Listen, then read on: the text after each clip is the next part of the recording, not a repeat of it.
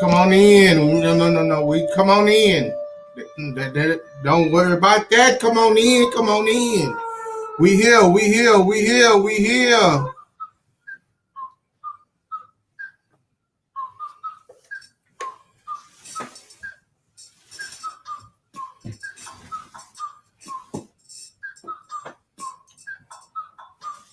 Like, ride with me if you ride with me, you can slide with me if you feel like 550 up, 5 sticky, come get high with me, that's a deal, right?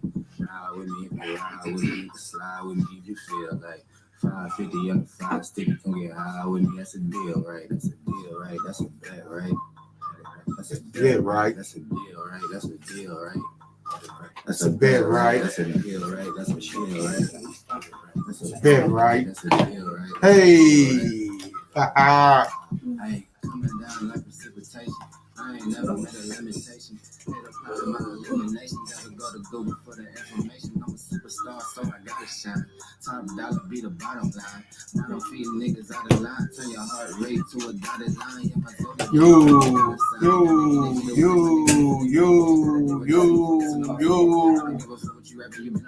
Everything that they ain't can't be, it won't be. Wanna see me fall, I can't go, I won't leave. When I block with plain clothes and police, straight up to the top with bankrolls and rollies. Ride with me if you ride with me, you can slide with me if you feel like 550 up, 550, just feel right. Ride with me if you ride with me, you can slide with me if you feel like 550 up, 5 sticky, come get high with me. That's a deal, right? That's a deal, right? That's a bet, right? It's a deal, right? That's a bet, right? That's a bet, right?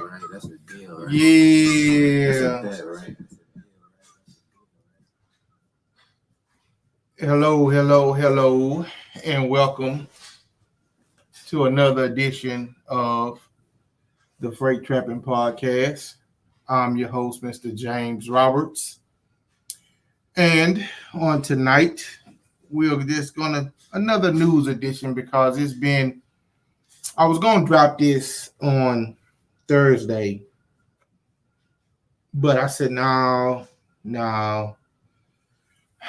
There's been a topic between the drivers all week. And my wife was just here. I don't know. She may come back. I think she had to go do something real quick. I don't know. But we're going to get the show started. And, that was Gas Money by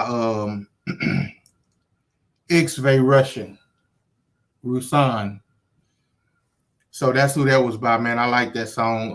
For all you truckers, if you guys want to add him to the playlist of what you guys need to do, what you guys need to say, add him to your playlist. What's up, Charles? What's going on, family?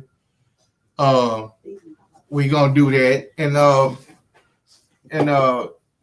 I like his music. I like his music. Y'all go check him out. Y'all go do what you do. Add him to your playlist, and see what he's talking about. On tonight, we got a few topics we're gonna be dealing with. The main topic for me is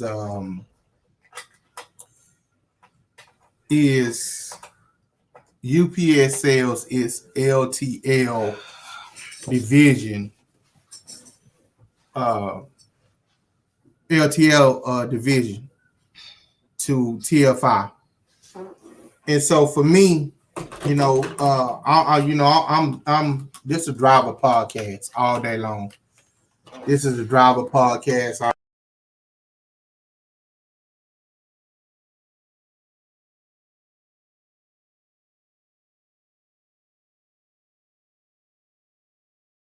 Driver podcast. And so I immediately began to think about the driver. What were they gonna do? What are they up against? You know what I mean? How can I say this? What moves are they gonna make next? As a driver, what do you do? And so, like I said, I was gonna do this Thursday, but I decided not to. And then we have some other topics that we're going to touch on, but that's the main one. So come on in, do what you do. My wife has shown up. Hello. Hey. Okay. And so we're gonna jump right into it. What's up, Charles? I said what's up here earlier, man. Good to see you. Glad to see you on another Sunday. Hope you and the family doing well over the road, doing your thing, wherever you in this at this time, man. Welcome. Everybody else, come on in. Facebook, come on in. Let's talk about it. So the first topic I want to touch on real quick. It says a truck driver was arrested recently for trying to cross the U.S.-Canada border with 500 pounds of methamphetamines hidden in his load of produce, valued at some $25.5 million. It is said to be the largest meth seizure at a land border crossing on record in Canada. Canada Border Services Agency officers arrested the driver, 38-year-old, can't pronounce his name, but he's looking like he's either of Indian or Arab descent, of Calgary, Canada, on suspicion of importation of a controlled substance and possession for the purpose of trafficking. Now, I led with this story here because it's a lot going on when it comes down to drug trafficking, when it comes down to trucking. And for me, that was nothing that I was ever, up on. I never really was like, okay, man, how can I hit this? How can I do that? Because I knew that was my career, and as well as my freedom at stake. But I do know guys, who, took that highway chance, and some of them still taking a highway chance. I don't never be so lucky when I try to indulge in something illegal like that. So I never take a chance. My career in that never lasts long, so I don't even try it. But the thing for me is that accidents, arrests, things that go on the highway, it affect the industry as truck drivers, because it began to trickle down. They begin to go into legislation and begin to write laws and come up with different stipulations for new legislation for the transportation industry, all because of these type of incidents. And so for me, I'm just not really. What you think about that? Okay, so for me, I'm just not with it. You know what I mean? So, I mean, I guess he was hustling hard to have that much meth in on your truck, in between produce. Cause I remember one time when I went to and it was this year, I went to do a delivery, and one of the guys told me, he said, "Hey man, this was delivered to us by mistake, by you guys. So you got your tags on there and all of that." And I said, "What is it?" And they said, and I looked on the box, and it was 5 boxes of what's that stuff? Did I tell you about that? I forgot the name of that drug, but anyway, it was an ingredient, the main ingredient to make meth. So what I told him, I said, "Hey, look," I say, "Now, partner," I say, "you going to call FedEx, have them create a pickup and somebody else gonna come back by and pick this up. I can't pick this up, and I'm only doing deliveries anyway, so I can't pick this up. I mean, because I knew it was just something that could have got me into a lot of trouble had it not gotten to where it needed to be. You know what I mean? If it had not gotten to where it was supposed to be. So, or if he was just playing me, you know what I'm saying? He could have been playing me. He could have been setting me up.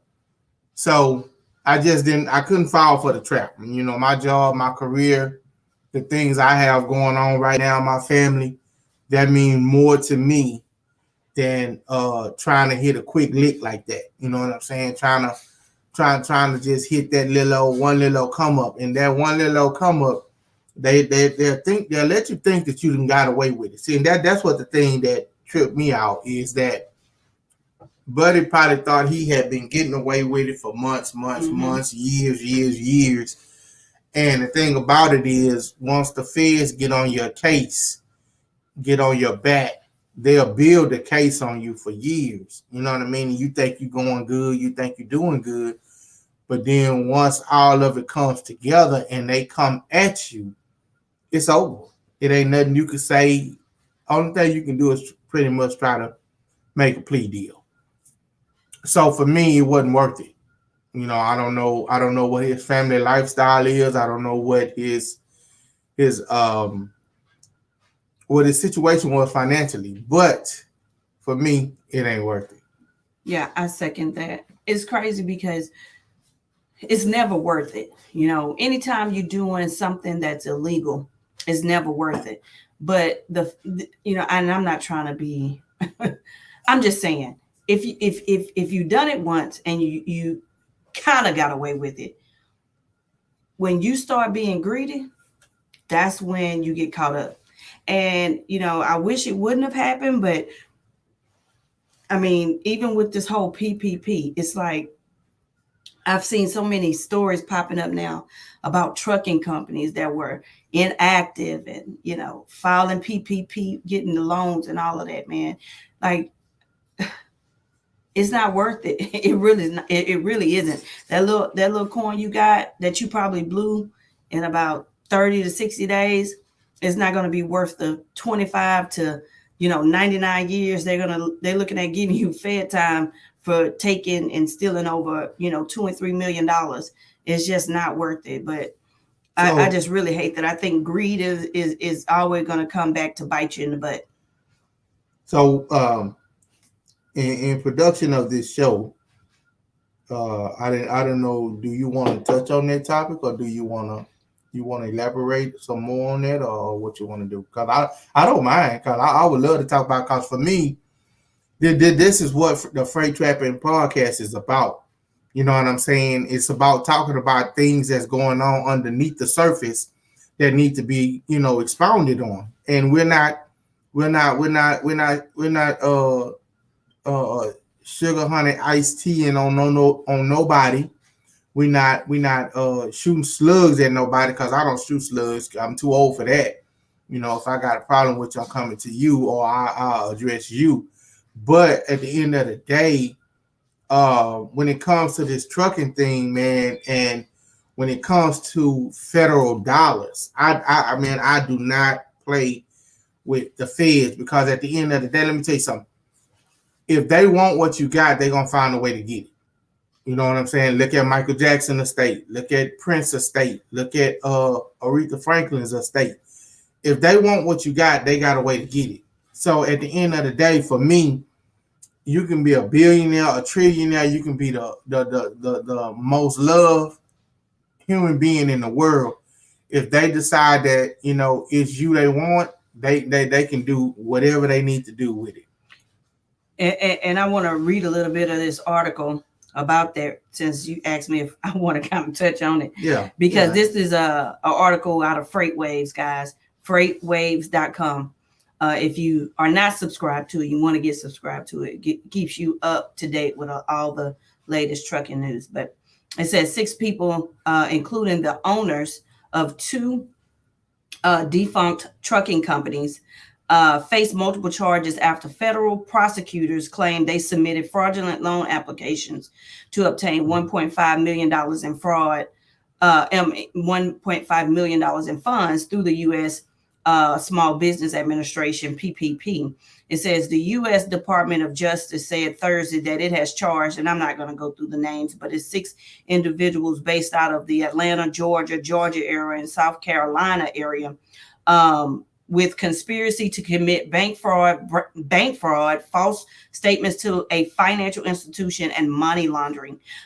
Georgia resident, and I'm not going to say his name, is listed as a co-conspirator in the court filings. It says the indictment was filed in the U.S. District Court for the Northern District of Georgia on January 12th. According to the DOJ, the 6 individuals have been charged with allegedly part of a larger group that fraudulently obtained around $3 million in PPP loans, according to the court filings. Now, this is what really stuck out to me, because it says that basically one guy filled out paperwork to obtain fraudulent $300,000 in loans on behalf of his prospective businesses in exchange for a percentage of the loan proceeds. So basically someone who said, yeah, man, I can get you approved. I just run me 8% or 10% and I can get you approved, which really you can't get somebody approved. You can fill out the paperwork and lie on it, from what I understand, and, get a large amount of money possibly pre-approved to you. But anyway, it says that some of the trucking companies, basically authority had been revoked. They wasn't even active. There's a company there said, but there was no data about the carrier available in FMCSA website. I mean, you had to really just go above and beyond to lie to try to, get over. And that's what I don't understand. And it bothers me, because this is the industry that has, been a blessing to me and my family. And it's not that, we, perfect or anything like that, but it's just sad. It speaks to, a lot of these people that's getting involved in this industry for the wrong reasons. Because for one, you're in the business, but you're not even active. Your authority was revoked, which means something you did on your part, they revoked it. And then not only that, you lied and you're not even in the database with FMCSA. I mean, it makes us as a whole look bad, just period. Even though it's not us, it just speaks to, because the names that I saw on the article, they probably look like us.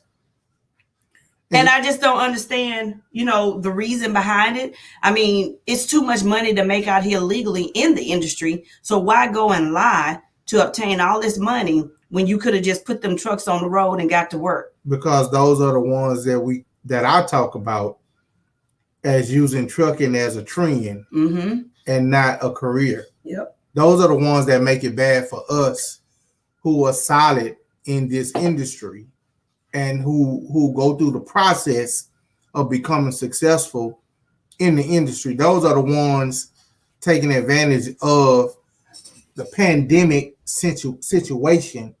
And so at the end of the day, I understand the hustler. I understand you hustling. I understand you getting it where you can. You getting it how you can. You getting in where you fit in and all that kind of stuff. But man, like that dude at the border of Canada with that meth, hey man, be ready to get accept the consequences that come with that. We all have. I accepted mine over 30 years ago. I accepted it, did my little old bid, and so boom, I came back and I started doing it the right way. You know what I mean? So at the end of the day, man, all of these PPE scams and getting on. Not PPE. Yeah, you know what I mean. Yeah, you know what I mean. But doing all these scams and stuff, man, and getting this money, man. Hey, get it while you can. Live your best life for 30 minutes, and then just be really ready to give the rest of your life over for however long. Because at the end of the day, that situation right there, you can't snitch your way out of that. You can't snitch your way out of that. You know what I mean? Because at the end of the day, whoever it is, they can up it and give you the RICO. They can start you as organized crime. They can they can get you, pin you with organized crime and shit. All y'all going down getting the same thing. But see, my thing is, I don't got no love for people who come in and use transportation as a trend, as a come up. You know what I'm saying? You come in, kick the door down, get what you can get, and then once you're done with the transportation industry, you move on. You got your ends. You move on to real estate, or you move on to what the next big best trend is, physical fitness, whatever it is. That's how I feel. That's how I feel they do it. That's how I feel some of these trucking companies and some of these people holler about they got this, they got that. You know, when you solid, you solid. I understand that. You know, I'm not talking about people who solid with theirs, who been doing it, who got everything. I'm not talking about that. I'm talking about, and y'all know we have it. We have people in this transportation industry that, you know, pretty much come in, you know, to move things around.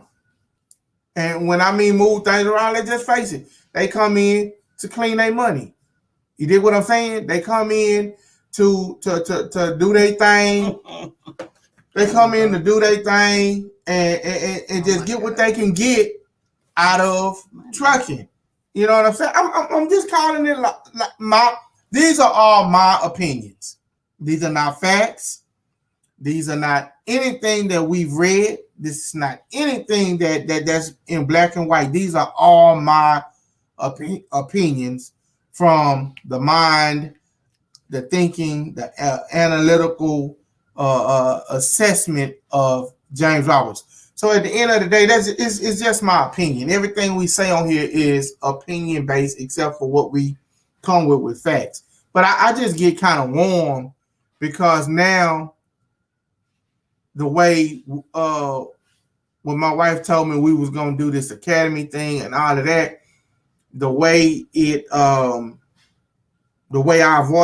gave my advice to her when I said, hey man, let's just make sure all the paperwork is done, everything is legit, whatever the case may be. And she already knew that, but that was just my advice.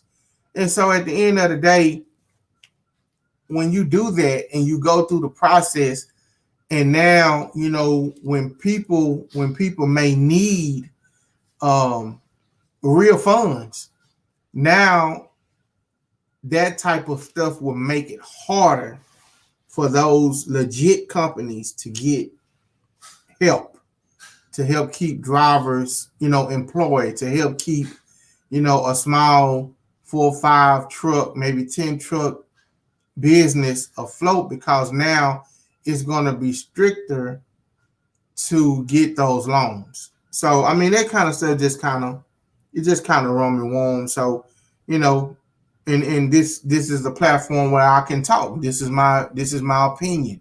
So at the end of the day, you know, it is what it is. We good on that? Okay. So moving on to our next topic. A driver wounded, trailer hit with 5 bullets in California. Police in California continue to investigate a shooting that sent a UPS driver to the hospital Wednesday, January 27th. According to California Highway Patrol officers, the shooting occurred on Highway 99 near Tulare in the early morning hours of Wednesday. Tulare is located between Fresno and Bakersfield in the San Joaquin Valley. CHP says the unidentified USPS driver called 911 about 4 a.m. saying he had been shot as he drove between Avenue 184 and Avenue 200 near the International Agri Center. The trucker was able to exit the highway where he was taken by ambulance to Kauai Delta Medical Center for treatment of what CHP says were non-life-threatening wounds. CHP says the truck's trailer was shot 5 times. They also say a second truck was shot, though the trucker didn't realize it until he reached his destination hours later. UPS opened a 450,000 square foot distribution hub in nearby Visalia last year. So for me, the reason why this, I wanted to touch on this particular article was because of the fact that um, truckers and loads have long been targeted for vandalism.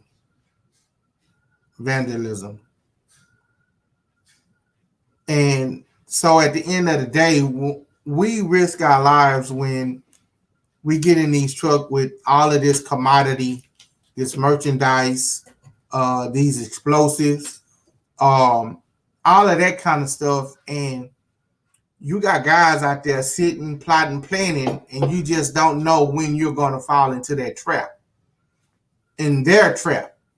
And so, it's kind of hard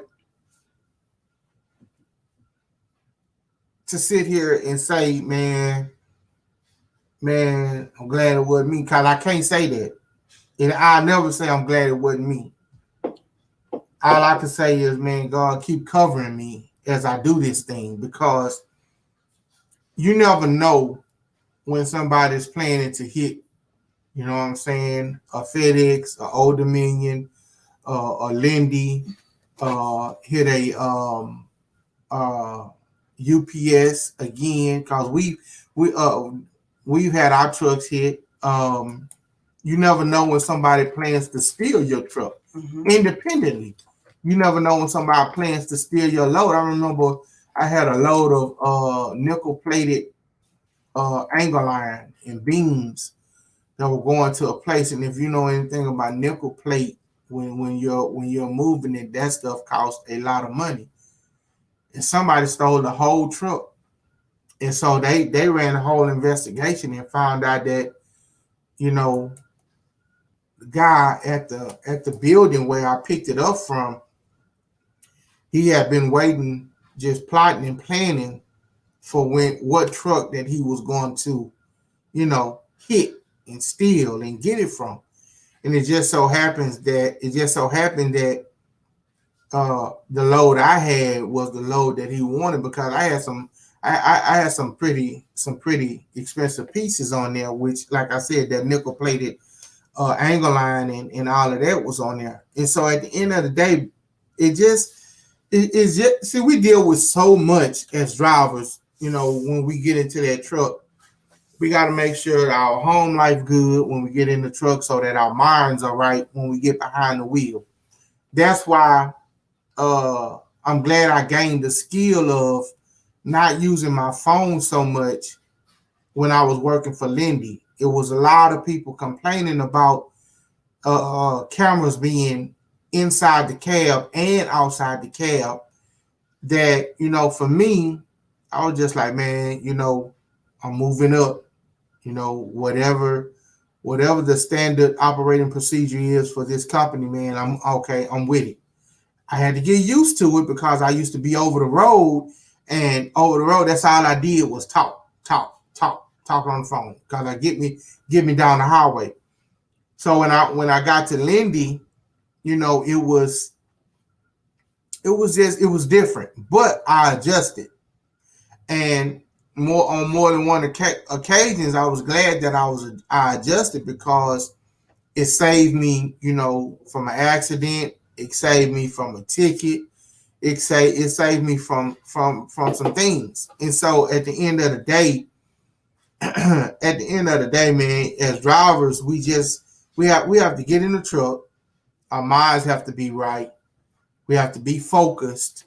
We have to use, our Smith system rules and skills. Then we have to make sure the load is strapped, the load not moving, the load hasn't shifted. We have to make sure we don't got a flat. We got to make sure we checking our mirrors to make sure all our lights are working. And then you check your mirrors, because you want to make sure ain't nobody following you. You know what I mean?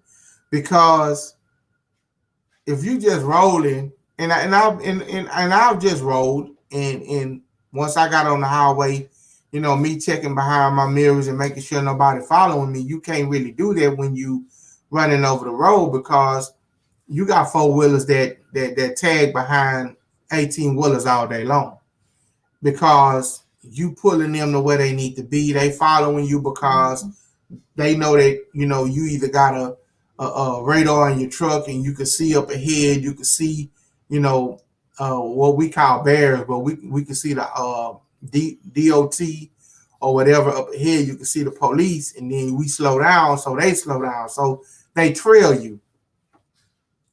So on the highway, it's not as bad, but once you get into the city, you have to really have your head on the swivel because you never know. You never know. You know what I'm saying? Who watching you, especially during these times. I always feel like somebody's watching me.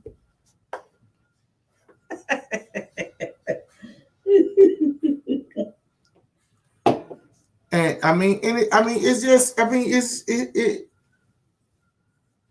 you sung the song, but that's what be going through our minds it has to as city drivers, as people going in to deliver.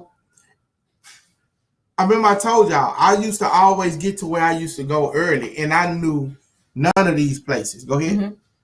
I knew none of these places. So when I would get there a day earlier or hours earlier and park in front of a warehouse that I know, like I was in Chicago one time, I parked in front of a warehouse that I know was in the dab nab of the same hood I grew up in. I grew up in that hood. So when I had to park there, I was like, man. And for me being an ex-felon, I couldn't have any type of weapon in my vehicle except for, knife, bat, whatever. But who wants to have that, and who wants to let somebody get up on you enough to use it? So for me, God looked out for me over the years, pulling up early at 3, 4 in the morning. I've been through that area they was just talking about, Button Willow. I've been through Bakersfield. I've delivered there I've been through all of those areas up in mid California. And for that UPS driver to get caught up in that, man, that was just, it's an eye opener that you get back on point, because we let our guards down just because we city drivers. Nah, get back on point, man. Keep your head on the swivel. Yeah. You see it? Yeah, that's your hoodie. That's our hoodies. Yeah, that's one of them. Yeah, that's one of them. Because we want y'all to make sure y'all get these hoodies. Get these hoodies. We got them. Go where? Go where to get them? You can go to the link in my Instagram bio. Mm-hmm. You can go to the Freight FR8GHT Trapping TRAPN.com. Yeah, man, get your hoodies, man. Get your hoodies. We got other stuff coming up, man. Don't miss out. Freight Trapping. If you anywhere in this country, in this world, and you running freight and you doing it at a high volume, man, get your hoodie. And I want to say, we're a Black-owned business. Support the movement. At the end of the day, I think that $69 is pretty fair for a custom-made hoodie. That is, you're not going to see Hanes in the inside. You're not going to see who else makes shirts. Make hoodies. Cotton, Hanes. You're not going to see Hanes. Well, just in general, Fruit of the Loom. You're not going to see that because these were stitched and put together, custom made, and this is a high quality embroidery. So you're not going to find these anywhere. These are not your $15, $20 product. These are a $69 product, and the quality is amazing. This hoodie has been washed. It still looks really, really nice. And so, yeah, we're going to have this hoodie in white with the gold stitching as well. Well, we do have it. So you can go online and order it, because you can order both of them, or you won't get one of them, but we have them. We're going to come out with some t-shirts when the weather here changes. we're still going through the 50, 60 degree and sometimes 40-degree weather here in Houston. So it's still cool out. We're going to do some sets. But yeah, this is a movement, the freight trapping. This is for us, by us, and at the end of the day, support the movement. We have a 10% discount, 10% discount code out there, which is Trappin, TRAPN. By the way, I own that freight trapping. I own it. So anyway, but yeah, so go ahead and, support the movement. Go ahead and support the movement because, I support everybody. And I just think that if you're in this industry and this industry is really doing what you say it's doing for you, cop a $60, $70 hoodie. It's nothing. Then you get 10% off. So it comes out to like $60. So get your freight trapping hoodie today. Millionaire freight trapping at that. Thank you.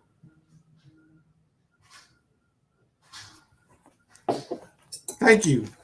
And that was our commercial. Thank you. Yes, that was our commercial. And yes, man, go get your hoodies. But anyway, yeah, man, keep your head on the swivel. Be safe out there. Take care of yourself. Take care of you. So you can go back home to your families the way you came. Prayers up to that UPS driver down in California. Speedy recovery. They said it wasn't nothing fatal, but man, look, it ain't nothing like somebody pulling up on you or you hearing shots coming into your truck, man. I mean, I heard a rock hit my door one time, and I thought I got shot.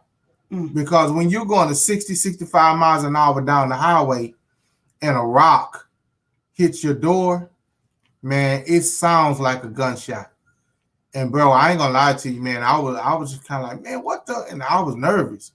And so when I had to feel myself, because when you get shot, well, I ain't gonna say y'all know if y'all ain't never been shot, but when you get shot, you don't really know you shot until it get hot.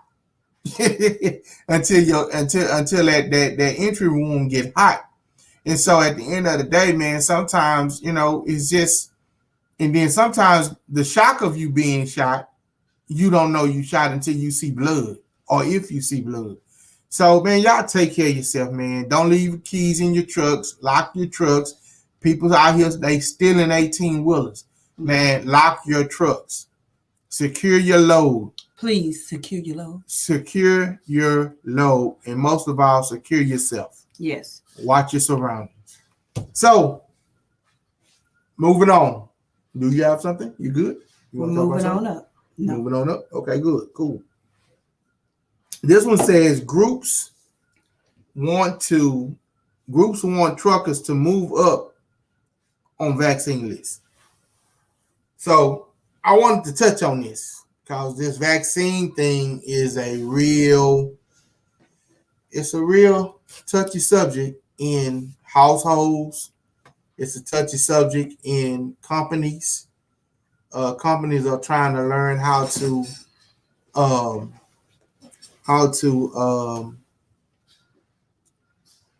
deal with it because some want to and some don't. I'm not going to give my opinion on it one way or the other. But, it's almost like the flu vaccine. They give you a choice. Do you want it, or you don't want it? And I think we're coming to a point where the government is going to eventually try and, make this a mandatory vaccine because so many people have died from this disease. So many people have lost their lives to this disease. So many people are battling this disease right now. Yeah. And as they do, I just want to send a prayer. God's hands cover you. God's hands forever be, on your heart, on your mind, on your body. That God's healing grace come through the hospital walls and just hover over your bed and then descend on you. His healing grace to those who have family members that are battling COVID, who are stuck in the hospital, who are just trying to recover. And I pray over my house all the time. that my kids and my wife, we continue to be healthy. My family continue to be healthy. My mother continue to be healthy. My father-in-law continue to be healthy, man, because this disease it's hit a lot of people and it's taken a lot of people, and you just don't know what to believe. Conspiracy theories are out there, of course. Um, People trying to say different things, and you just don't know what to believe, man, because you have wicked people who start rumors. You have wicked people that are everywhere. But it's bad people everywhere, and you just don't know what to believe.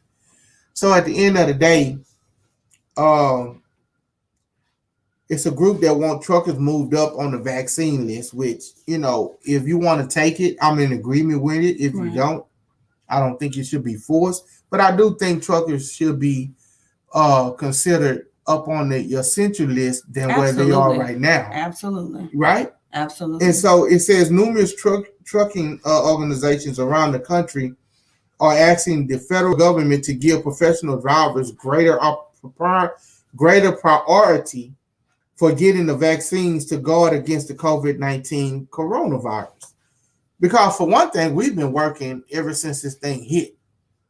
We drivers move goods across the country to make sure store shelves are continuously stocked with food, water, cleaning supplies, you name it.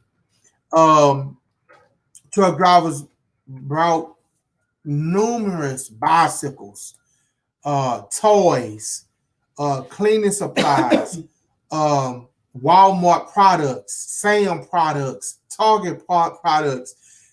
Truck drivers delivered that. And so at the end of the day, the ground workers for UPS, FedEx, for Amazon, they delivered so much merchandise over the last year because of COVID-19, trying to make sure that people are comfortable while they're saying stay at home. You know what I mean? Make sure people have what they need to not lose their mind within their home to make them comfortable. And so ground drivers, we came in contact with so many people that were just stuck in the house because they either didn't want to go out because of fear of COVID-19, or they had COVID-19 and got over it, or they had it and they just couldn't.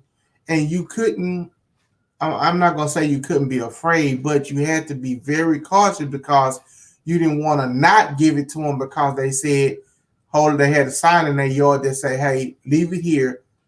I tested positive for COVID-19. Okay. You didn't want to have that fear of not, giving something to them that would make their life a little easier. But you also had to think, man, I got to go home. So, for me, it was just a matter of staying prayed up, staying covered, you know what I mean? And doing what was right, along with other things, doing what was right, sanitizing, making sure, I sprayed down whatever. So on Wednesday, January 27th, the American Trucking Association, I talked about them last week. They're talking about having the ATA trucking national trucking competition. I talked about them last week. Sent a letter to the Centers for the Disease Control and Prevention Advisory Committee on Immunization Practices, asking that truckers be reclassified into the 1B category from their existing 1C designation. This would mean truckers would be eligible to receive vaccinations after the 24 million Americans in the 1A category that includes health workers, healthcare workers, and residents and staff of nursing homes. Mm-hmm. So the ACIP's 1B group includes 19 million people. 75 years old and older, and 30 million essential frontline workers. That's the 1B group. Of course, the 1A is 75 and older, healthcare workers and staff, nursing homes. So the 1B group is 19 million Americans, 75 years old and older, and 30 million essential frontline workers. Right. So the 1A is actually includes the healthcare workers. Yeah, that's residents and staff of nursing homes. But then the B is the ones that's still elderly, 75 and older, but other healthcare professionals as well. But they want to get the truckers incorporated into that category, which I think they should, because you guys are the ones that's getting these vaccines to these healthcare facilities. So essentially, you have the 1A, which consists of 24 million Americans, and then the 1B that consists of 19 million Americans. So that means that we have to wait until 43 million Americans have been vaccinated before they say, okay, come on. You know what I mean? And in a way, I could say, I understand, because the way I found that I deal with when I come in contact with people, of course, I've ran parcel. So my contact with residents was very minimal. You drop a packet, ring the doorbell, right? Now, the thing about it is, we didn't have to ring the doorbell. It was just at your discretion. You know what I mean? But the thing about it is that we had no contact with anyone. And then you didn't know if they was COVID-19 positive or negative. And let me just say this, but you had some contact because you also have signature required packages, which would give you a reason to have contact. Well, no. Right. Why not? Because when COVID-19 started, what they said was, no longer do you have to allow them to touch your equipment. Now, oh wow, yeah. Well, it changed since COVID, right? Well, yeah, since COVID, yeah. That's what I'm saying, because I had a FedEx guy come here, and he made me sign because it was a signature required. Well, I don't know about FedEx. I don't know about FedEx. All I know is at our job, they said. I mean UPS. I'm sorry. Oh, well, I don't know about them either, but I know.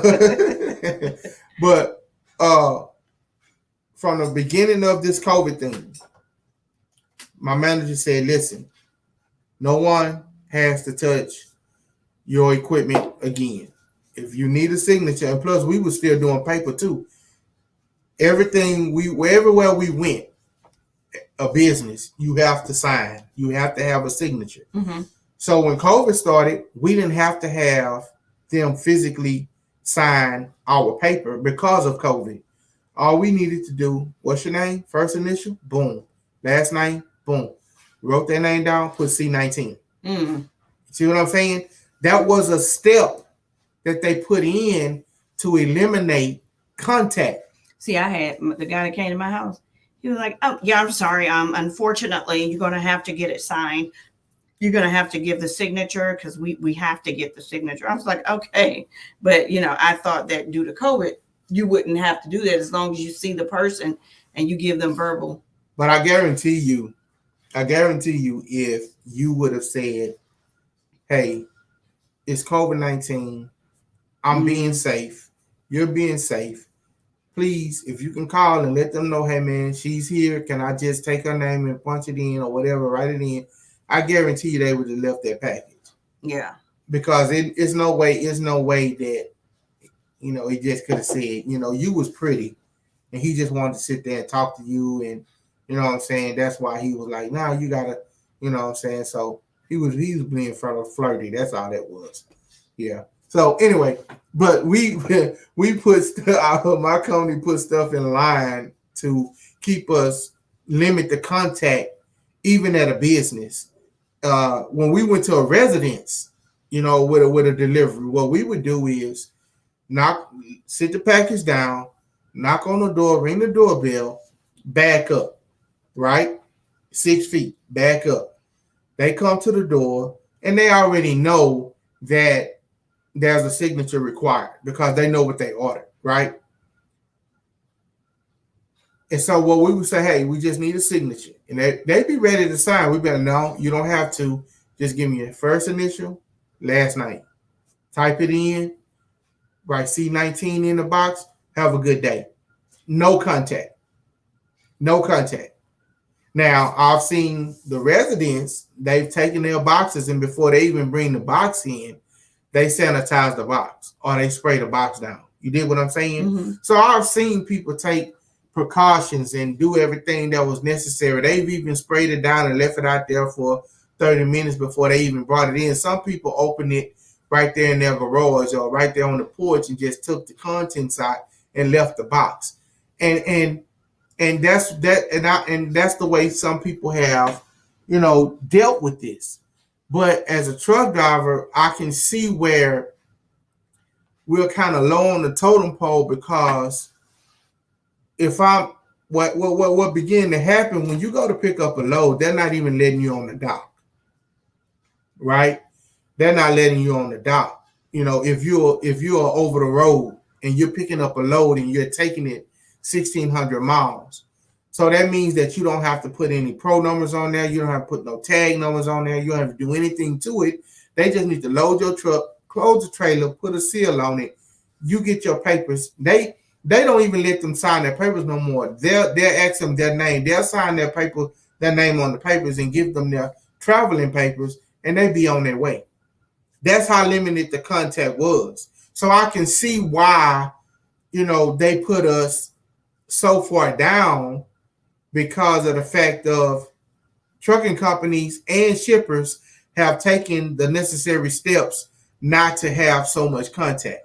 You see what I'm saying? Whereas before, it was like, yeah, you got to sign this, do da. Well, now where C19 come in at, you don't have all of that. So I can see where, and then once you get in the truck, you gone. You're doing 600 miles, 700 miles, 650. Take a rest. You're doing another 6. You're in the truck by yourself, unless you get out, fuel up. You know what I mean? But at the end of the day, it's still on you as a driver to make sure you're safe, to make sure, you know what I'm saying, your truck, when you go to fuel up, you wear gloves or whatever, go in, use the bathroom, whatever, make sure all of that is sanitized. So what I'm saying is I kind of understand where they have us on the list as 1C, but you do have some truck drivers that do have heavy contact with hospitals. Like I've had to go to the hospitals to make deliveries, because you do still have a nursing home that needs supplies. You know what I mean? Mm-hmm. They you have to have you have to have diapers. You have to have wipes. You have to have a whole lot of stuff for the nursing homes in order to make those patients comfortable, and that's understandable. So at the end of the day, it's all good. Mm-hmm. And so I'm looking at the chat room. Thank Nobody you to Ms. said Rachel. anything. Go ahead. Oh, nobody said anything. Okay. Besides Rachel. Thank you to Ms. Rachel. She said, thank you guys for taking the time to drop these gems. Oh, always. Yeah. Always. I would love for you guys to just get more interactive with us. Ask questions, comment, call on the phone. Even in the chat room, we sit here and we watch the live stream. I know it's a Sunday night. We just thought maybe we do this at this time because everybody's relaxing, getting ready for the next day. And it's nothing heavy. We don't do anything heavy. We don't do no bashing. We don't do none of that, because I ain't got time for that. I'm all about uplifting. I'm all about giving these young truck drivers game. You know what I mean? Go ahead. You got something? No, nobody said anything about bashing, but go ahead. No. I'm saying because this is not a podcast where we talk about, you know what I'm saying? We don't talk heavy about, what Offset did, or what, Cardi B did, or what what Kim K and all of them. We don't talk about that. You know, we would if they were in trucking, and we would talk about them. You know, if they would get some trucks or something like that. But other than that, no. So at the end of the day, you know, but yeah, this vaccine, man, you know, it's on you. But like I said, I've seen where, you know, the trucking companies, the shippers, they have taken steps to make sure that we are taken care of as drivers, and making sure that we stay safe. Stay safe. So my next topic is where we got these fresh off the press. Right. We got these fresh off the press, and so my next topic is, we're gonna do this.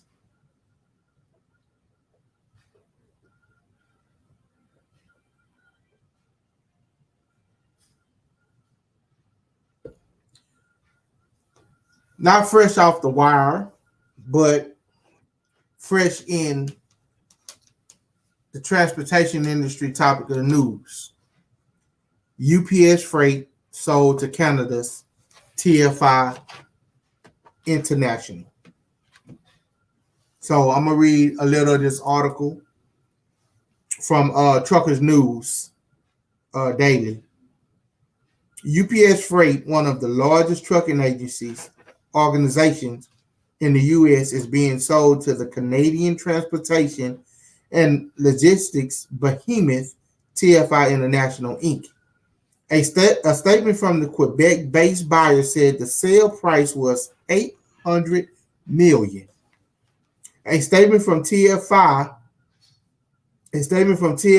International said about 90% of the acquired business will operate independently within TFI International's LTL business segment under the new name T-Force Freight. I've seen that. T-Force Freight. Mm-hmm. While acquired dedicated TL Assess will join TFI's TL business segment. UPS Freight has more than 7,800 drivers. TFI International owns, among other companies, US-based CFI, TF Dedicated Logistics, and Transport America. The agreement allows UPS to be even more laser focused on the core parts of our business that drive the greatest value for our customers, said UPS Chief Executive Officer Carol Tomei. Mm-hmm. A statement from UPS said the sale supports the company's better, not bigger, strategic positioning. Mm-hmm. Basically, quality over quantity. Basically, that's just what she said. And so I read another article. This was really, really, really telling for everybody in the freight industry when they heard about UPS selling this LTL. They didn't sell UPS now. They did not sell UPS. They sold the LTL division, which is the freight division, less than truckload division. Because as you know, 15 years ago, they bought overnight freight. Talk about it. So when they bought overnight freight, in another article, Tomei said that when they bought overnight freight, they descended upon overnight freight in Virginia. And one mistake that I know that they said that they made was they went in and they tried to run the LTL like they run the parcel side. And you just can't do that. You just can't. You can't do it. I've worked with some dispatchers, a couple of dispatchers that came from parcel side, and we had to have conversations because I let them know, hey, this is not a small truck. I'm in an 18-wheeler running through the city. I can't go back and forth like that. That's why it's so essential for you to know where I am, because I have to be able to get in and get out. Come on now, get in and get out. So at the end of the day, I think Miss Tomei said that was probably one of the worst things they did. And by the time they realized it and recovered, that she just didn't see. I have some other opinions about that, but it's more about what goes on within the organization, who's in it, what they got in there. Like for me, I've never wanted to be a part of a union unless it was a part of the Siemens union down at the port. That's the only union I ever wanted to be a part of. I never wanted to be a part of a union. It's a good thing. So at the end of the day, shout out to those of y'all who have good unions and you have good experience. That it just wasn't for me. It wasn't my cup of tea. So at the end of with them selling it, they're basically telling you we're focusing back on what we do good, what we do, and we're going to make that better. So our quality was the parcel game. And so they're going back to that. And as you know, I'm a driver. So for me, I wasn't worried about the company, whether they sold the whole company or not. I wasn't worried about the company. I immediately asked, what are the drivers doing? What's going to happen to the drivers? What decisions do they have to make? Because, when a company sells whatever part, it sells the whole company or part of whatever, it affects the driver. Because when you're with a company, you basically, that's your second life, especially if this is your career. That's your second life. And so you begin to, incorporate yourself. You begin to build your life around how your company functions. You begin to build what it is that you want out of life around, what your company gives you in return for you working. And so I began to think about, what choices they're going to give the drivers. Will we have to take a pay cut? Will we have to, can we roll over our pension, our 401k? Can we roll that over? Stuff like that. I began to, kind of think about where do the drivers go from here, because they said it won't really take to effect until like 2022, which is next year. But at the end of the day, I still a whole year. I have to ask myself, do I stay? Do I look for something else? And of course, you know what the answer is right now, because even though CDL jobs are plentiful, they're not the ones you want. They just not the ones you want. You can find a CDL job, but to find a CDL job that you happy to go to find a CDL trucking job that you're not up coming home mad, or you're not leaving home mad because you got to go to this job and make a living.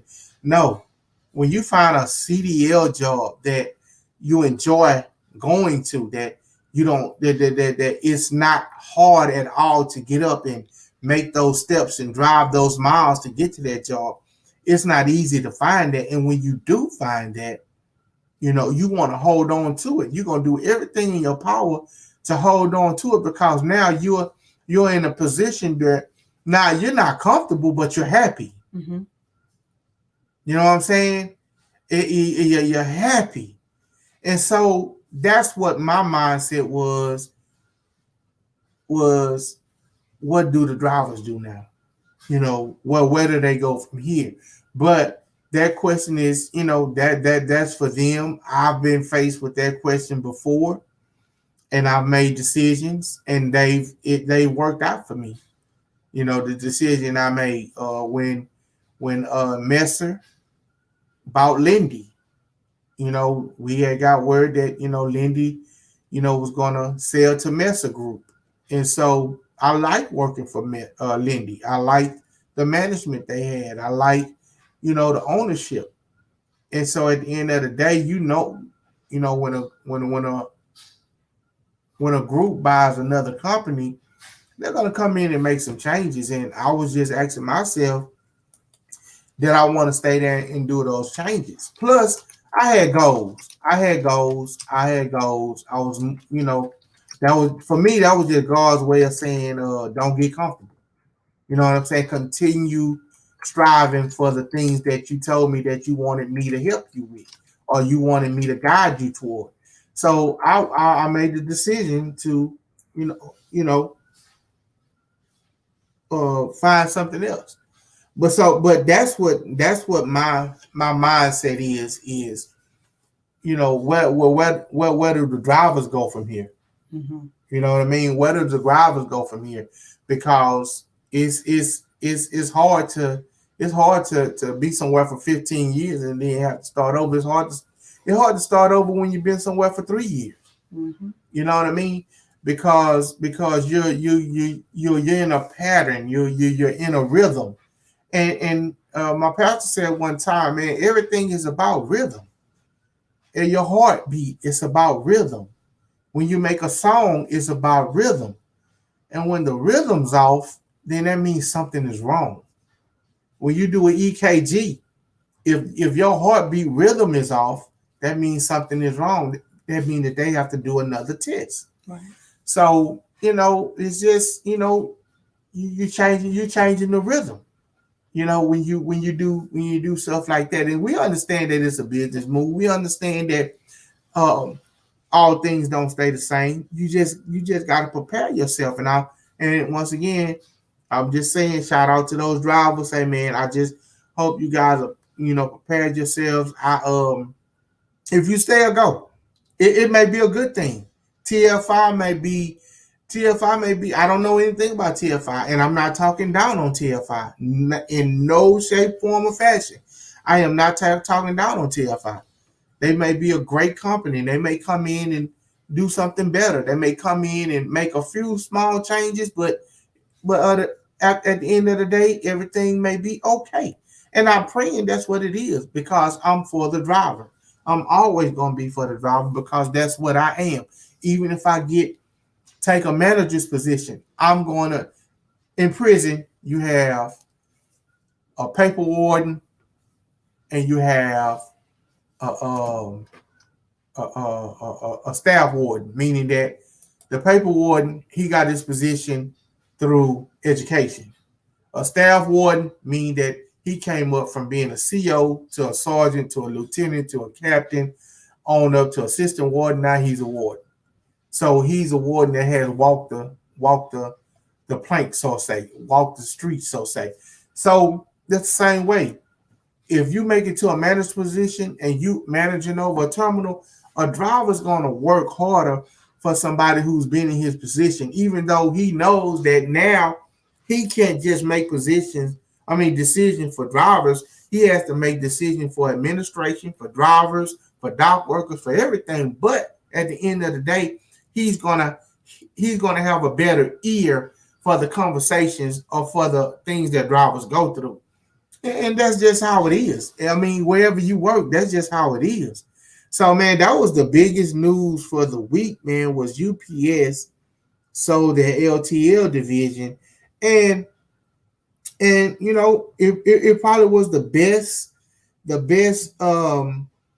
uh, um, it probably was the best move for them at that time. And so, just looking back at it,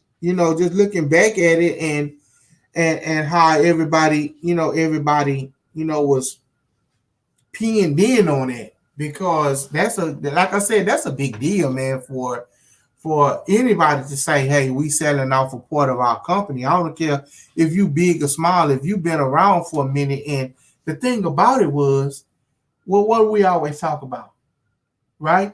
We always talk about relationships. See, UPS have relationships as a LTL with shippers.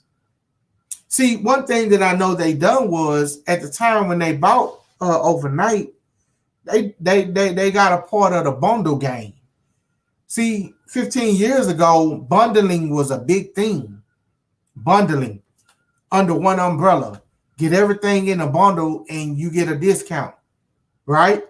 That's what the biggest thing was 15, 20 years ago was bundling. Every time you heard about something, it was bundling. Bundling is no longer the selling point for a product anymore. What's the selling point for a product nowadays? Subscription. Subscribe. If you subscribe, you get 15% off. But you have to subscribe to get this delivered every month. That's what's going. That's the going rate nowadays. You have to subscribe. Everybody subscribe, and that's good. That's good because it gives you the opportunity as a consumer to say, man, I can get a product that I want, that I love, that I need, and I can get a little discount just for being a subscriber every month.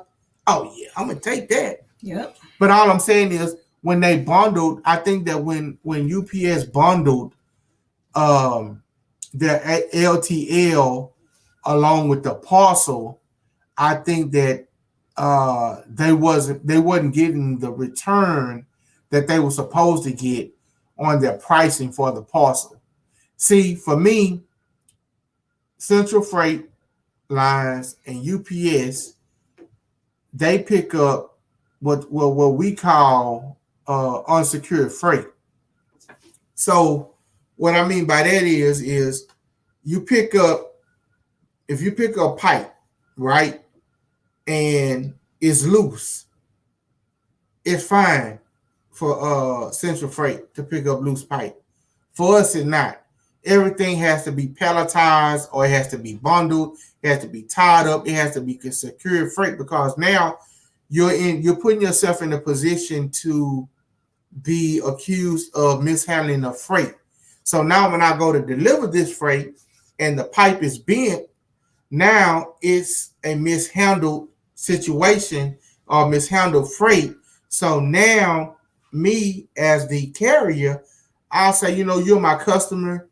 The customer's right because the freight have forklift scratches on it. It's our fault. We will replace that pipe. So that's why most companies say, palletize your freight. Palletize your freight. You know what I mean? So I think that's one of the biggest things that happened was that those guys don't have to palletize their freight. And I don't like unpalletized or untied, secured freight is because now when I get ready to move it, I have to physically, one by one, and now I have to touch the freight, man. When freight is palletized, it moves faster. You move it from, especially once you get it to the dock, you move freight faster. So I think that's one of the things that, I don't like about, unpalletized freight is that it's hard to handle. It's hard to handle. And shout out to Spirit Goddess Film. Thank you so much. I saw your message earlier about how you love my content. DM me. Introduce yourself. We'll have a conversation. Thank you. And man, look, I've talked about UPS. Hey man, I would really like to hear what you guys think about some of the topics that we've talked about, that we've went over, from the vaccines to UPS to the PPE article that my wife read. PPP. I mean PPE. I'm thinking truck driver because PPE, you gotta have that when you go into some of these places. But PPP, the article that she read. I would love to just chop it up with you guys. I know it's a Sunday, and and we'll get there. I can talk. Y'all listen. I can talk. And so at the end of the day, man, look, thank you guys for tuning in. And like I said, man, the UPS thing, man, it was, yeah, Yeah, them selling you because look, let me tell you something. Because I was trying to get in, and I know a lot of drivers who were trying to get in to UPS LTL. And so one thing about UPS LTL, one thing about UPS is that they hire from within. Right. They don't hire from the street. Yep, you got to work your way up. And for me, to get to that driving part. And for me, I seen it as you really have to go through what they call, because my cousin did it, Jermaine did it. He was a part of their pool. He got into the pool, you know, on the parcel side. You have to get into the pool. And then when you get into the pool, you have to get picked to go load the trucks. Maybe 4 hours, maybe 6 hours. And you just have to keep going to that pool, just like down on the docks at the Port of Houston. You have to go to the local and get into the pool, get into the line, and then hope that you get pulled for that day. And I mean, I used to work down there, and I used to sleep in my truck. I used to sleep in my truck just so that I could get pulled to go work the docks, go work that ship. Man, I would get a call that, hey man, we got a ship come in, got a load of rice, it got a hole in it, it's wet. So we gotta go down now. We gotta get all that wet rice off, get it off before it affects all of the rice, get that off, and then we have to load the dry rice back on. So that's like, and it has to be done in a 3-day time period. You know what I'm saying? So that's pretty much what you have to do at UPS. You got to go down there and get in that pool. And once you get in that pool, then they'll begin. I think it's changed a little bit. I think it's changed. You can pretty much, put in an application to be a package handler or whatever, and they'll call you in for an interview or whatever. But I know when it comes down to the LTL side of it, they pulled you from the partial trucks because you had a lot of those guys who wanted to be CDL. And so they trained them and then put them in the truck. Very few guys I found to go fill out an application to be a LTL driver and was put on by UPS, because a lot of them you had to go through, you had to come from in-house. Mm-hmm. And because of the fact, they're union also. Mm-hmm. They're union. So it's rules in place that they have to follow because they're union. They have union reps and all that kind of stuff. So, I mean, it's good and it's bad. But at the end of the day, that's one of those companies that it was hard to get in. I don't care if you knew somebody. They hire from within. Yes. So, man, shout out to everybody, in the chat. Shout out to everybody on Facebook. Shout out to everybody who's listening to this podcast through Spotify. I mean, not Spotify. Yeah, Spotify, through Buzzsprout, through Apple Podcasts, all of that. Man, shout out to you guys for listening. Hey, we enjoyed you guys. I got one last story that I want to touch on real quick. Hold on, I have we have somebody came up. Let's see. This is from Sophia. Yeah. She says, I spoke to Sophia. Hello, I just joined. Okay. And I'm very new to the industry. Mm-hmm. What are your thoughts on the FMCSA possibly making dispatching illegal due to complaints from brokers? Brokers have been complaining that dispatchers do not have to carry the same high price licenses and regulations that they do. I really don't think much about it until FMCSA says something and put a statement out about dispatching. You got to just kind of avoid it. And I think that I've already had conversations I've had a lot of conversations with people in regards to this, but you got to avoid some of those Facebook groups that these, I thought so, Sophia, that you're in. Some of these Facebook groups are just really, really against dispatchers.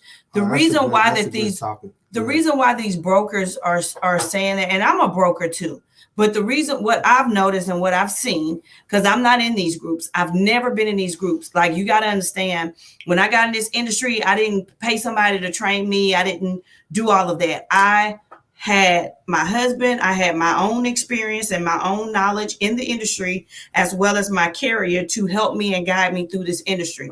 So when I hear these brokers that are complaining, the reason why most of those brokers are complaining is because they're not grinding and they're not hustling hard enough.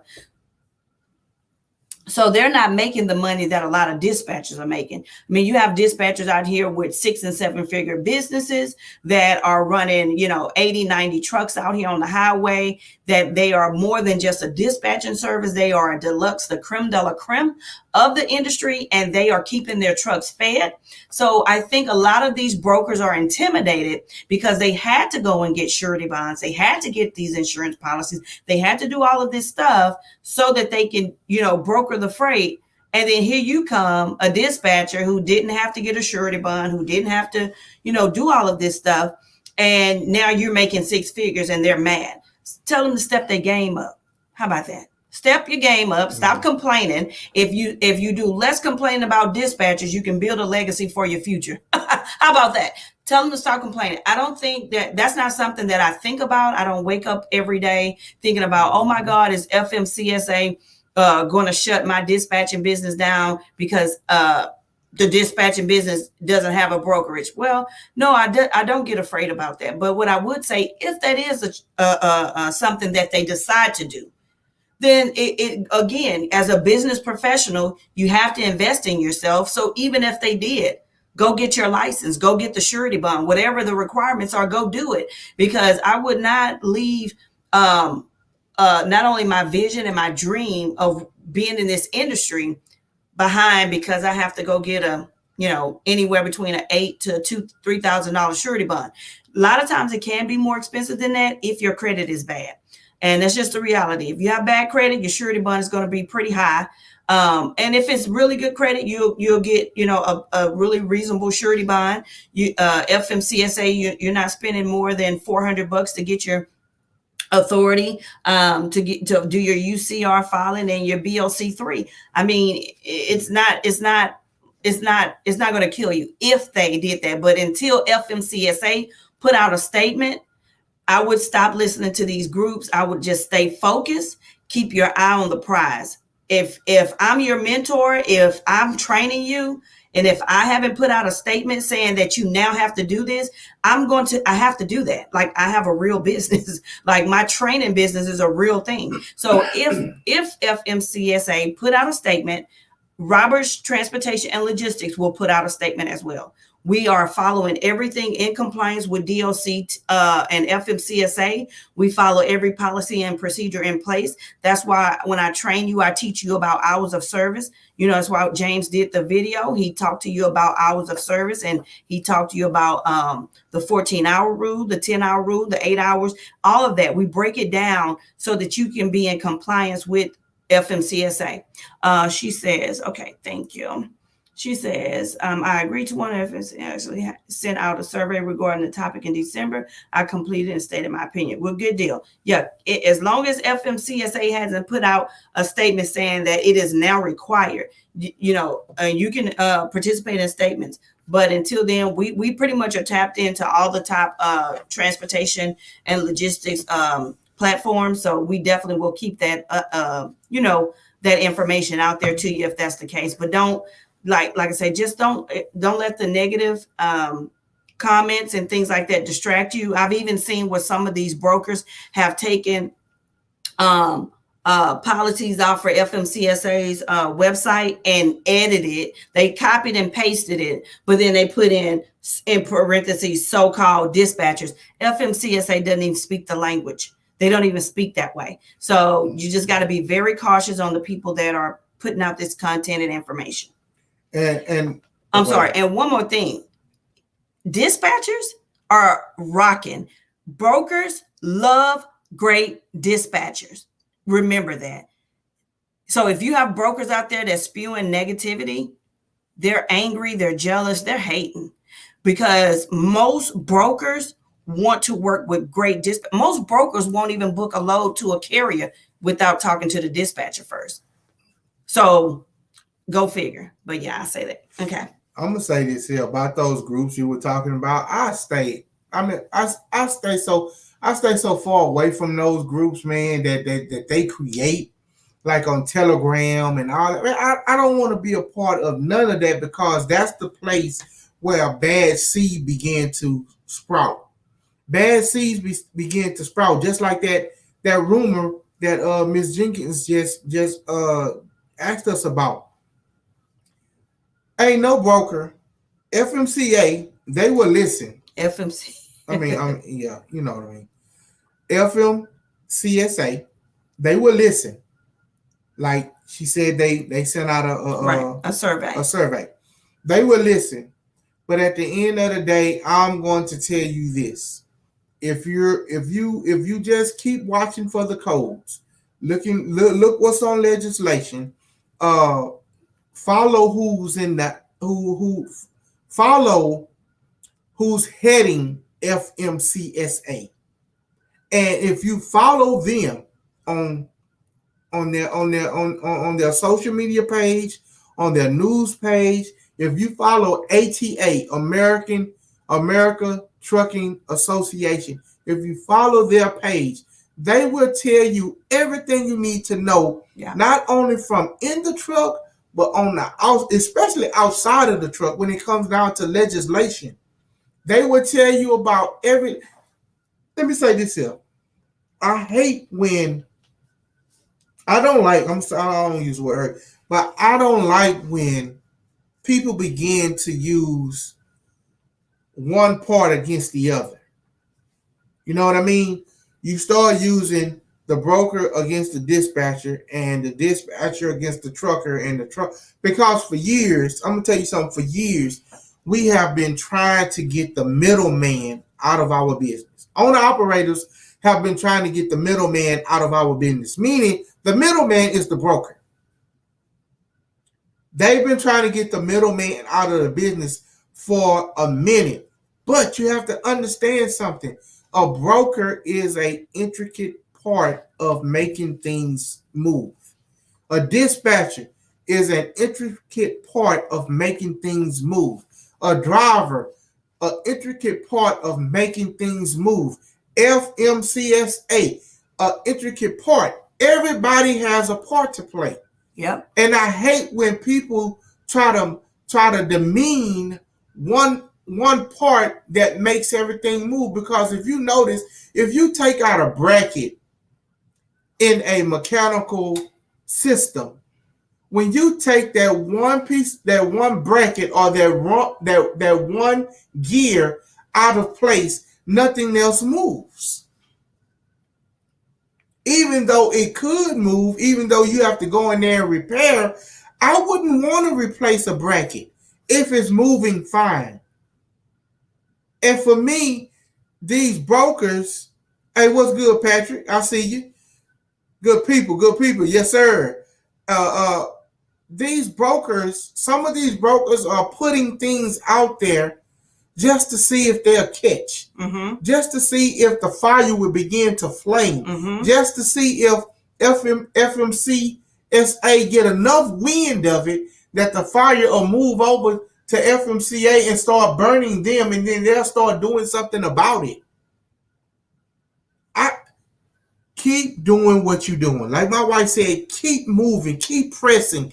Don't let anybody throw a hurdle in your way. Step over it, climb over that mountain, and keep moving, and make sure you put yourself in a position to where, like my wife said, if they do come up with you saying, hey, oh, you need a license. I remember when they began talking about after 9/11 having a twit card to get into government places, like going into by the water, going to places where you have to have a marine police, and you have to have a twit card for that now. At first, it was just a rumor after 9/11, but they put that security system in place so that they can secure the water port, so they can secure government places that you have to go into. So now You have people, you need a TWIC card to get into the Port of Houston. You need a TWIC card to get into some of these marine spots to go and deliver. So guess what happened? Drivers had to adjust. We had to go get TWIC cards. And if you couldn't get it, then the carrier had to adjust. Meaning that he had to say, okay, well, he don't have a TWIC card. I can't send him over there. You know what I'm saying? I can have him bring the load back to the yard. Then I can have somebody with a TWIC card deliver it the next day or the same day. You just have to adjust. Keep pushing. Don't let none of these rumors deter you from what you're trying to do. You made a decision to come into the transportation industry. You made the decision to be a dispatcher. You're going to make the decision to be a broker, because at the end of the day, you're going to be like, man, I've talked to so many brokers and they've told me so much about what they do and helped me to understand what it is they do. I want to do that too. So don't let it, and you have truckers that do the same thing. You have truckers that spread rumors about, FMCSA finna do this here. FMCSA finna do that there. And they don't be knowing bit more what they talking about. As soon as I go do some research on it and try to find something on it, and then I talk to somebody who stays on top of those legislations, they don't hear nothing about it. But now here they go starting these rumors about something that's not even finna go on in trucking. That runs me warm. Mm-hmm. It does. Because you're trying to deter somebody from getting in the same lane you're in because you know they're better than you in it. That's what it is. They know that some dispatchers get trained. They get relationship with brokers. They begin to talk to them. They begin to build relationships with them. That's the main thing that we say. Man, this industry is about relationships. And if your relationship with a broker or a shipper or a carrier is better than the next one, people get mad. Because you can walk into a shipper and they say, oh, here go RTLA. Let's go and get them loaded and get them out of here. They got our hot load that we're trying to get somewhere, and we know they're going to get it there. People get mad because you have that type of relationship. That's why I always tell my wife, man, build good relationships. I have to build good relationships. I'm constantly customer service. We tell drivers all the time, you're not just a driver, you're a customer service. You represent a brand, your brand. You represent their brand. You have to be a customer service representative everywhere you go. For one thing, you get more things done with honey than you do with vinegar. Keep pushing. Keep doing what you do. And when it comes to, like my wife said, when it comes down for you, if they say, hey, you gotta get this license, you gotta get this bond, you gotta do this here, you gotta do that there. Hey, go get it. Yeah. You got the money put up to pay for whatever it is, and you got the credentials. Because I'm gonna tell you something about the trucking industry and why it's so easy to get into. There's only one MasterCard held in the trucking industry, and it's in the back pocket of a driver. Or any driver will tell you that license you hold, that's better than a master's degree. It's clean, driving record clean, got all your endorsements, you got your experiences down pat. Man, you can pretty much write your ticket anywhere. But you got to do the work. You got to be and put in the work. You got to be in make them relationships. You got to be and put in, build your experience up. So, man, don't let nobody deter y'all from doing what it is you want to do. Dispatching may be a stepping stone. Driving a truck, man. I remember Romello said that driving a truck, he wanted to do it, but he knew it wasn't for him. So he used it as a stepping stone to get to where he is now. Mm-hmm. But he knows what it takes to drive a truck, even though it wasn't for him. Sometimes you have to do something that you know not for you. It's Ramel. Ramel. I know him as Trucking Hustle. So that what I what's up, Trucking Hustle? That's what I know him as. But at the end of the day, yeah, Mr. Ramel. You know, I remembered that from the interview. And so you have to go through these processes to get to where you want to be. And don't let nobody deter you. If you want to go forward, go forward. Just make sure get yourself set up to where if something new comes in, some new law coming up, you do a research, you see something coming down the pike, you hear about something come. Like I read an article last week about they finna do something else with the hours of operation. Mm-hmm. They're not going to add or take away. It's just that the way you're going to be able to do your sleeper berths, you may be able to do a 5 and 5 or a 6 and 4. At first, you couldn't do that. It either had to be a 2 or an 8 or an 8 and a 2.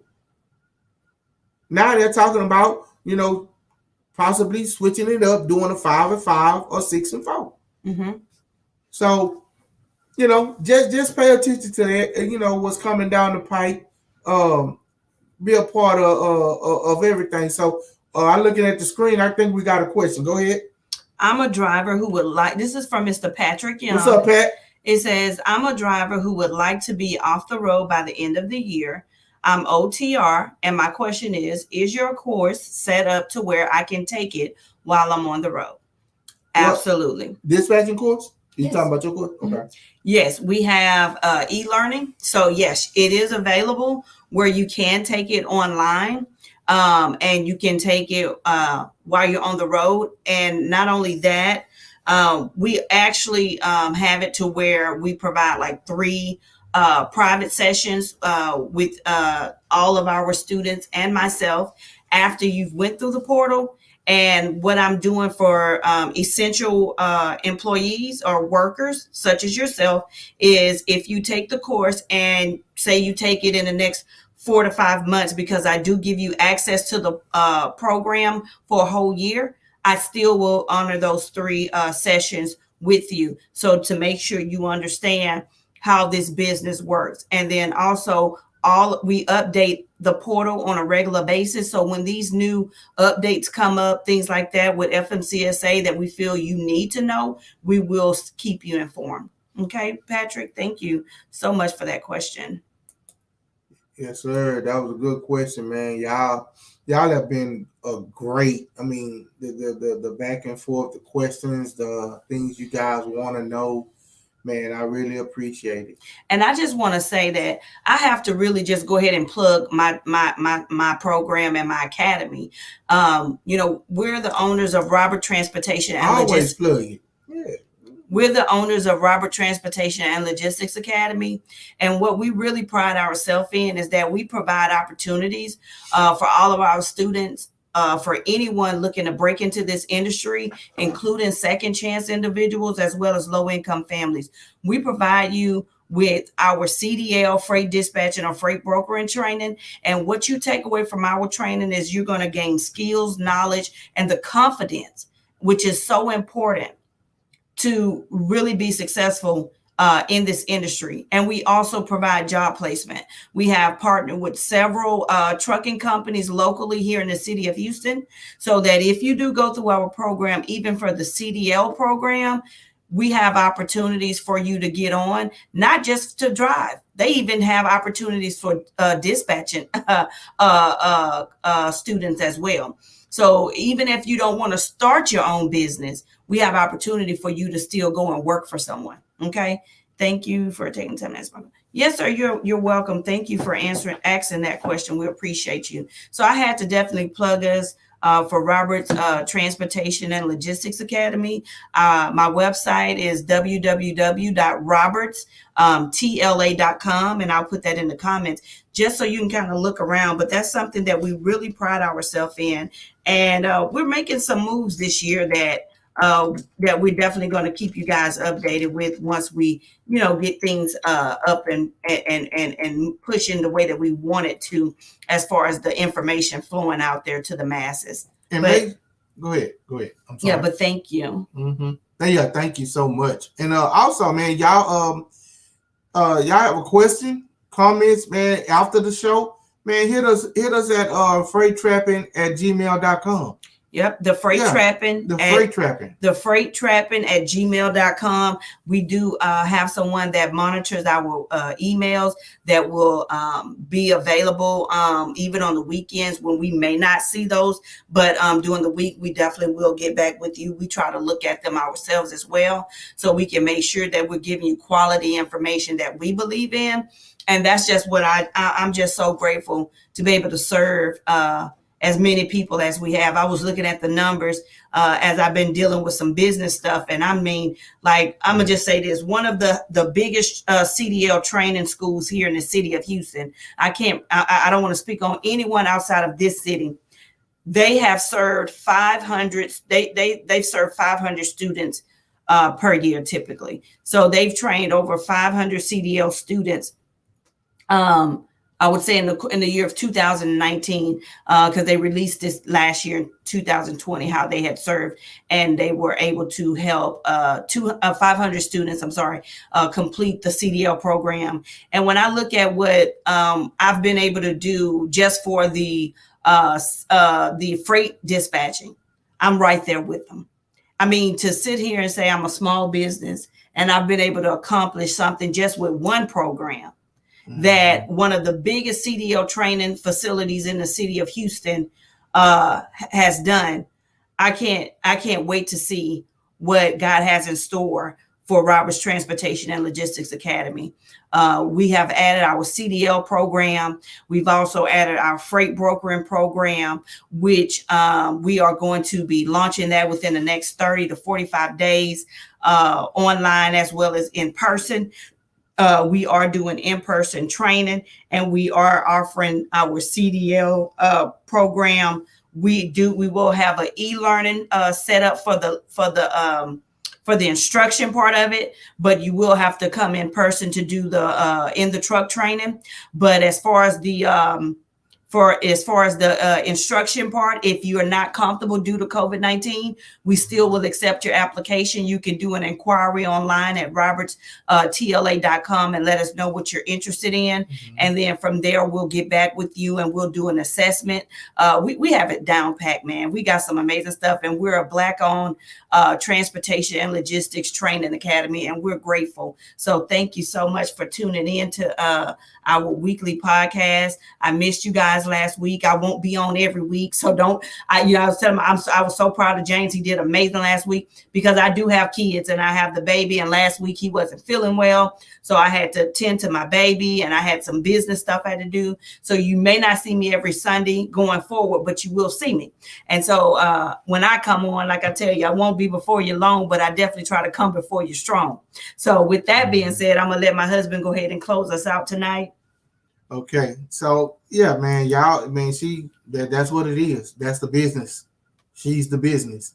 And so at the end of the day, man, Mr. Young, man, hit me up, man. Hit us up at that Gmail at the freight trapping FR8 GHT.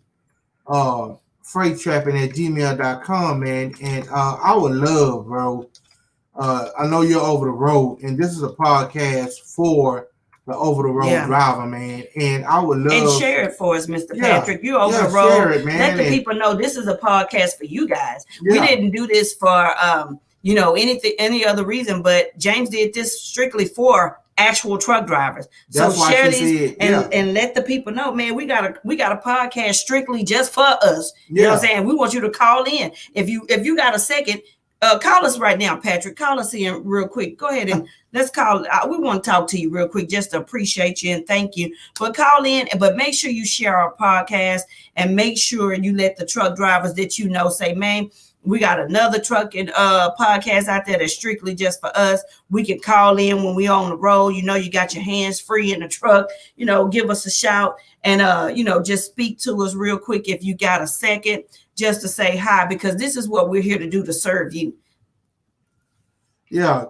That's why, and it don't cost you nothing. All y'all tuned in to Facebook that I'm seeing here. I see several of you guys on Facebook. It don't cost you nothing. Just hit share for us. Just hit share. If the next person hits share, I'm gonna send you a cash app. Just hit share. It doesn't cost you anything.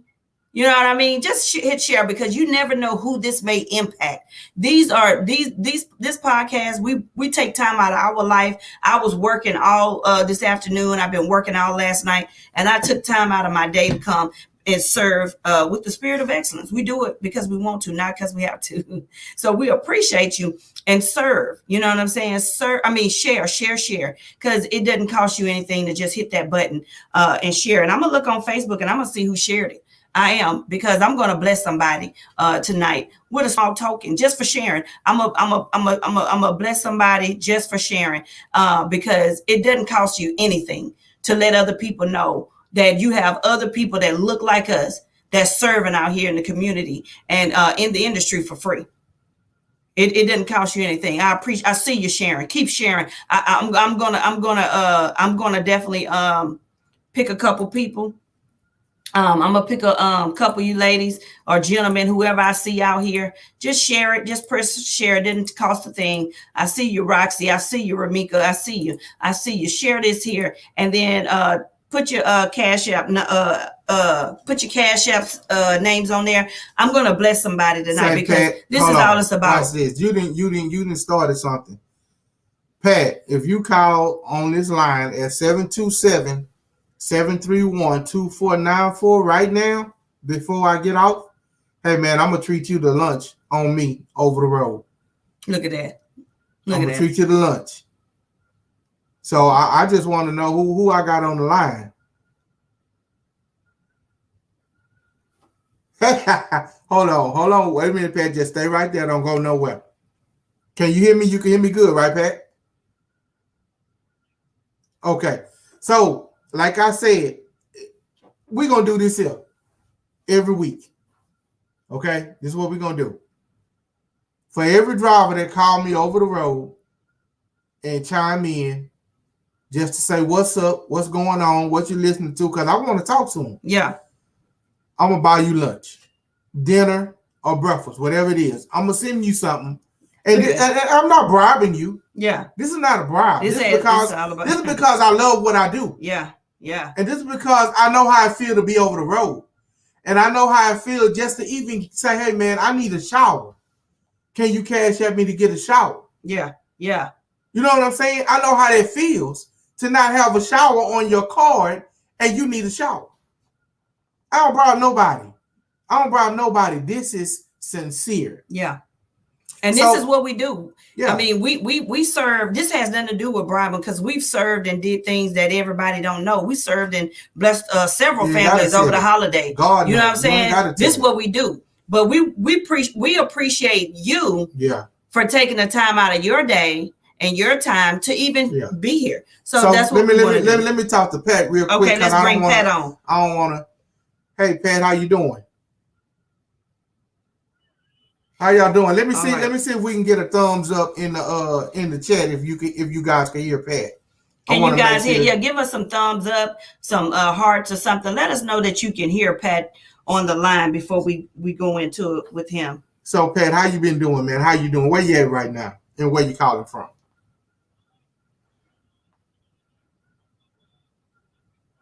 Oh man. So you're on your break? You're on your 10-hour break or what? Just shut it down. Okay, man. Hey, man. I just want to say, where you from, Pat? Where you from?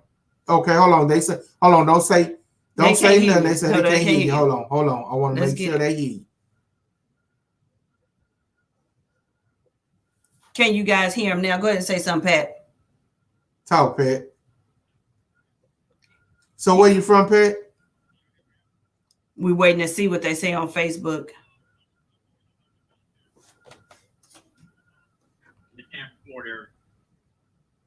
Okay, you're from the Tampa, Florida area. Okay. Yeah, I was born in Thomasville, Georgia, but yeah.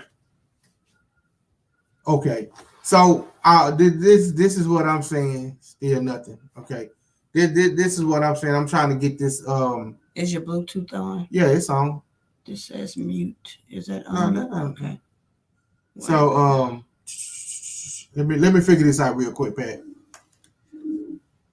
She said she can hear you now. Okay, they can hear you now. Go ahead. Okay. So Pat, man, hey, we love it, man. Tampa, Florida. Now we good. Don't no. We man, we love it, man. We love that you're here. We love that we got you on the line. We don't want to take too much time. We know you probably shutting it down, finna get ready to, either take a shower or you already had your shower, you finna take a nap.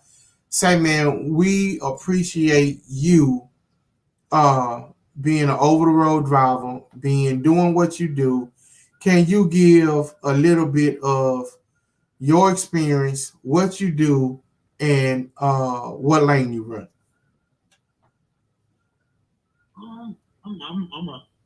Right now I'm a lease driver for a company called Winter Place out of Romeoville, Illinois, suburb of Chicago. Mm-hmm. I've been driving overall for about 2 years. I started out. Well, next month will be I'll be 51. So. Okay, happy birthday! Happy early birthday! Yeah, I appreciate it. Truck driving has been something that I always wanted to do out of Miami. Drove for like 40 plus years. But I got into some trouble back in the day, and I had to do a stretch on the inside. Mm-hmm. So I tried to reform myself while I was on the inside. Got a college degree, all that stuff. But congratulations, man! Congratulations. Appreciate it. Thanks a lot. The degree, when you have that prison record, that kind of cancels that degree out. Right. And so one of the few areas that's open to a person, male or female, that has something on their record is truck driving. And so I have that's what I've been doing the last couple of years, and I'm really thankful for it because it put me in a position to do some things that I questioned after getting out after serving some that I'd be able to do it, and trucking has provided that for me. Well, if you don't mind me asking, how long did you do? Not what did you do, but how long? 22 years, 8 months, and 5 days. Woo! And how long you been driving trucks? About 2 years now. Okay. Hey, man, I just want to say congratulations. I want to give you a big round of applause for getting out and still having your right state of mind first and foremost. And I'm not going to say that you're all the way mentally healthy, but you're healthy enough to know where it is you want to go, how you want to do it, and go out there and do it. So from one stretch, I did 10. And you know what they say, one day is too many. Yeah. So I want to say a big congratulations to you. I'm going to continue to pray over you, to pray for your elevation while you're doing what you're doing. Do not get discouraged. Do not let nothing and nobody deter you from what you're doing. It's going to be a long process, but keep going. God will eventually one day bury your past to where that will not have a hindrance on where you want to go. Yes, sir. I'm a living testimony. And those are just some encouraging words to you, bro. Those are just encouraging words to you. It was God's will that you got on this stream tonight. Yeah. And you called because I had to tell somebody that. You see what I'm saying?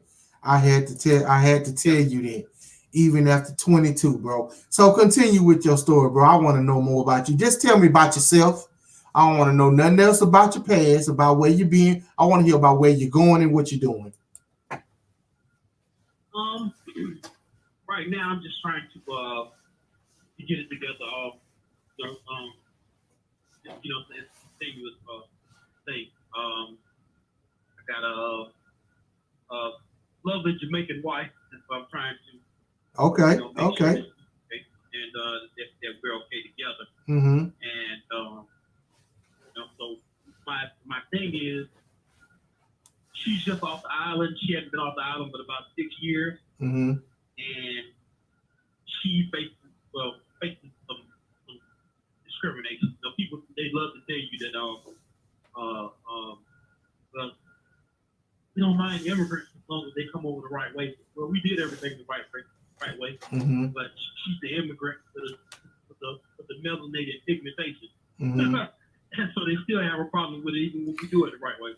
Mm-hmm. What I'm trying to get us to the point is, with me having the record and by her being a Jamaican immigrant, I'm trying to get us to the point where we're independent and we don't have to depend on anybody. So that's why I'm putting dispatching forces and things of that nature. It would allow us to set up a business that she and I can put together. And you know, so I'm just looking at courses and filling courses out. And I thought I happened to see I think the interview your wife did on Trucking Hustle. Yeah, shout out to Romello. Ramil. Ramil. Yeah, I was taken by that story. Mm-hmm. I like the story, and I subscribe to you guys on Instagram and Man, thank you. Thank stuff you. like that. So, yeah. Thank you. Thank you. And what I want you to do, I'm a just can you type it in for him? Do you have Cash App? Yeah. Hey, go ahead and call out the Cash App. We're gonna put it in the chat. That way, if anybody else wants to buy you lunch or dinner while you're on the road, they can do so. But I'm definitely gonna buy you lunch. So go ahead and drop your Cash App. I'll put it in the own thing. No, just call it out. We'll put it in there. Yeah, just call it out right now. Oh, okay. Make sure I got it right. Yeah, make sure you got it right. I don't want to send it to nobody that don't deserve it. And make sure you subscribe to our YouTube channel. It's $5 P.A. Young, freaking all caps, and the number 2. P as in Peter, A as in Apple, Young, the number 2. Yeah. Okay, that's 10-4. Everything's in all caps. It doesn't have to be in all caps. Yeah, Cash App will take it. Yeah, Cash App. Yeah, as long as your name. Pop up. Look here, man. I want to say to you. Okay. I want to say to you and your wife, man. Me and my wife, we're here, and as testimonies that working business wise, it works. I mean, business. You're gonna. I mean, when you start running a business, you're gonna have creative differences, but when you're in this thing for the right reason and the right way, those creative differences will not destroy you. They'll just make you stronger. So, man, keep pushing. I'm gonna keep praying for you guys, man. While you're over the road, I'm gonna ask you to do something for me. If you have the opportunity, every Sunday from 6 to 8 p.m., if you want to, bro. You are a king in the trap, and I want you to call in. I want you to just say what's up. If you just want to sit on the phone and listen to the show and chime in on some of the topics and give your advice or whatever the case you want to do, if you had that moment, bro, you can do it, man. The Gmail is in the for the podcast. It'll be in the description. It's in the description. Hey, bro, hit us up whenever, if you need to talk, if you just need to vent, call in on the show, bro. All you got to do is say, hey, man, I'm on the line. Hit us in the chat. We're going to get you in. And that goes for anybody that's in the chat. That goes for anybody because, like I told you before, man, this is for the drivers. This is for those people who want to know, hey, man, if your wife, if she just want to say, hey, man, I just want to shout out to my baby Pat, man. If she just want to type that in the description, bro, we'll get that up and we'll shout y'all out because I know how I feel to be on that road, man. And real quick, Pat, is this your Cash App under Paulette? Say again? Is it under Paulette? Your Yeah, that's my wife's name. Okay, Okay. I just want to make sure that's yeah, the we right want to make cash sure. app. Yeah. So it's gonna pop up as Paulette A. Young. Mm-hmm. Hey man, I want to thank you for calling in, Pat. Hey man, hit me up in the Gmail, man. We about to run out of time on this thing. Oh yeah. But hit us up on the Gmail and call in, bro. Call in, bro. I love to talk to you, man. You sound like you got a good spirit about you. I can, I think I'm a good discerner. So man, call in, bro. Good man. Thank you for calling in, bro. We gonna hit you up. Anybody else in the chat? Hey man, don't be afraid when you start getting them. Or if you don't get them, but you definitely gonna get mine. Yeah, it's coming from the lunch, freight trapping. dinner, or breakfast, whatever you want to do with it. That's from me, bro. Yeah. And just pass the word, man, that this is where we're doing it every Sunday from 6 to 8 p.m. here at the Freight Trapping Podcast. Anything else you would like to say before we go? I just all of the truckers out there, OTR, local, regional, wherever you are, put your life on the line and you're appreciated by other drivers and people that don't drive. I can tell you that. I think some people don't really realize how dangerous the job is. I mean, you're sitting on 2 tanks of diesel, driving up and down mountains and on the road and stuff like that. And most people, they don't really think about it like that, but it's one of the most dangerous jobs out there. So, just like everybody to just keep truckers on their mind and heart, and because a lot of these guys they don't feel appreciated for the sacrifice that they make. And just let them know, bro. We appreciate you, and on this podcast, we definitely appreciate you. Hey man, have a good night, man. Get your rest, and we'll talk to you next Sunday, Mr. Pat. All right, thanks a lot. All right. Thank you. All right. Bye-bye. Hey, man, we appreciate you guys. This has been Freight Trapping Podcast. I'm your host, Mr. James Roberts. And I'm Tawana Roberts, a.k.a. the Queen of Dispatch. And we'll see you next week. That's a bet, right? That's a deal, right? That's a deal, right? That's a bet, right? That's a deal, right? That's a deal, right? I ain't coming down like precipitation. I ain't never met a limitation. Hate applying my elimination. Gotta go to Google for the information. I'm a superstar, so I gotta shine. Top dollar be the bottom line. Bottom feeding niggas out of line. Turn your heart rate to a dotted line. Yeah, my zodiac probably $sign. Got the